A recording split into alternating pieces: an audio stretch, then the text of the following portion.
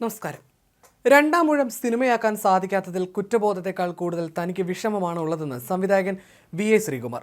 രണ്ടാമൂഴം സിനിമയാക്കുക എന്നത് എം.ടിയുടെ വലിയ ആഗ്രഹമായിരുന്നെന്നും അത് സാധിക്കാതിരുന്നതിനാൽ തന്നേക്കാൾ നിരാശ അദ്ദേഹത്തിനുണ്ടായിരുന്നുവെന്നും ശ്രീകുമാർ പറഞ്ഞു. ഒരു മകനെ പോലെയാണ് അദ്ദേഹം തന്നെ കണ്ടത്.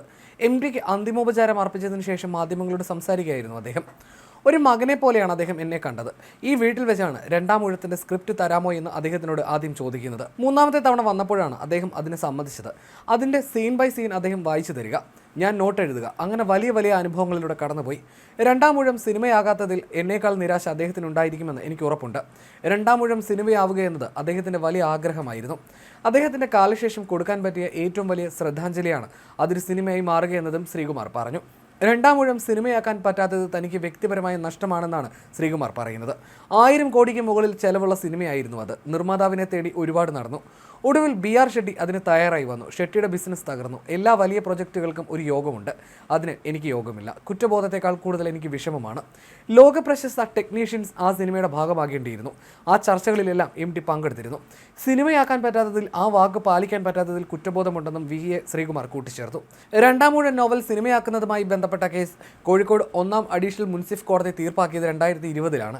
അതിനുശേഷം എം.ടി പ്രതികരിച്ചത് ഇങ്ങനെയായിരുന്നു: രണ്ടാമൂഴം സിനിമയാക്കാൻ പറ്റുന്ന അന്തരീക്ഷമല്ല അപ്പോഴെന്ന് എം.ടി വാസുദേവൻ നായർ പറഞ്ഞിരുന്നു. പ്രയാസമൊക്കെ ഒന്ന് കഴിയട്ടെ, തിരക്കഥ തിരിച്ചു തന്നിരുന്നു.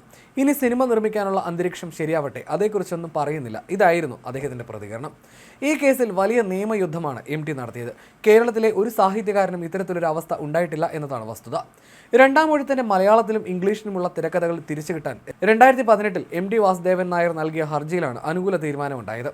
ഈ തിരക്കഥകളുടെ ഒറിജിനലും ഇലക്ട്രോണിക് പകർപ്പുകളും എം.ടിക്ക് അവകാശപ്പെട്ടതാണെന്നും ഇത് ഉപയോഗിക്കാൻ സംവിധായകൻ വി.എ. ശ്രീകുമാർ മേനോന് അവകാശം ഉണ്ടായിരിക്കില്ലെന്നും വിധിയിൽ വ്യക്തമാക്കി. 2014-ലാണ് രണ്ടാമൂഴം സിനിമയാക്കാൻ എം.ടിയും ശ്രീകുമാർ മേനോനുമായി കരാർ ഒപ്പിട്ടത്. 2 വർഷത്തിനകം സിനിമയാക്കാമെന്നായിരുന്നു കരാർ. 3 വർഷം കഴിഞ്ഞിട്ടും സിനിമാ ജോലികൾ തുടങ്ങാത്തതിനാൽ 2018-ൽ തിരക്കഥ തിരികെ ചോദിച്ച് എം.ടി കോടതിയെ സമീപിച്ചു. കാലാവധി കഴിഞ്ഞതിനാൽ കരാർ അസാധുവായെന്നായിരുന്നു അദ്ദേഹത്തിൻ്റെ വാദം. തർക്കത്തിൽ മധ്യസ്ഥത വേണമെന്ന വാദവുമായി ശ്രീകുമാർ മേനോൻ രംഗത്തെത്തിയതോടെ കേസ് സുപ്രീം കോടതി വരെ പോയി. ഒടുവിൽ അഡ്വാൻസ് തുകയായ 1.25 കോടി രൂപ എം.ടിയിൽ നിന്ന് കൈപ്പറ്റി തിരക്കഥ തിരിച്ചു നൽകാമെന്ന ഒത്തുതീർപ്പിലെത്തി. സുപ്രീം കോടതി അംഗീകരിച്ച ഈ വ്യവസ്ഥ കോഴിക്കോട് 1-ാം അഡീഷണൽ മുൻസിഫ് കോടതിയെ അറിയിച്ചു. ഇതോടെയാണ് എം.ടിയുടെ ഹർജി കോടതി തീർപ്പാക്കിയത്. രണ്ടാമൂഴം സിനിമയുടെ തിരക്കഥ തിരികെ ആവശ്യപ്പെട്ട് നൽകിയ കേസിൽ മധ്യസ്ഥതയ്ക്കില്ലെന്നും തിരക്കഥ തിരിച്ചു തരണമെന്നും ആവശ്യപ്പെട്ട് എം.ടി വാസുദേവൻ നായർ കോഴിക്കോട് മുൻസിഫ് കോടതിയിൽ എതിർ ഹർജി നൽകിയതടക്കം ചർച്ചയായിരുന്നു. വിഷയം കോടതിക്ക് പുറത്ത് പരിഹരിക്കാൻ മധ്യസ്ഥനെ നിയോഗിക്കണമെന്നാവശ്യപ്പെട്ട് എതിർകക്ഷിയായ സംവിധായകൻ ശ്രീകുമാര മേനോൻ നൽകിയ ഹർജിയുടെ മറുപടി ഹർജിയായിരുന്നു ഇത്.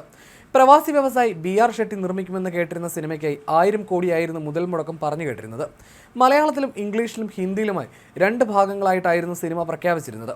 മഹാഭാരതത്തിലെ ഭീമന്റെ ജീവിതം പകർത്തുന്ന എം.ടിയുടെ രണ്ടാമൂഴം നോവലിനെ അടിസ്ഥാനമാക്കിയാണ് മോഹൻലാലിനെ ഭീമനാക്കി ചിത്രം പദ്ധതിയിട്ടത്. വർഷങ്ങൾ നീണ്ട പഠനത്തിനും ഗവേഷണത്തിനും ശേഷമായിരുന്നു തിരക്കഥയൊരുക്കിയത്. എന്നാൽ താൻ കാണിച്ച ആവേശവും ആത്മാർത്ഥതയും അണിയറ പ്രവർത്തകരിൽ നിന്നും ലഭിച്ചില്ല. ഇതാണ് പിന്മാറ്റത്തിന് പ്രധാന കാരണമായി അദ്ദേഹം ചൂണ്ടിക്കാട്ടിയത്.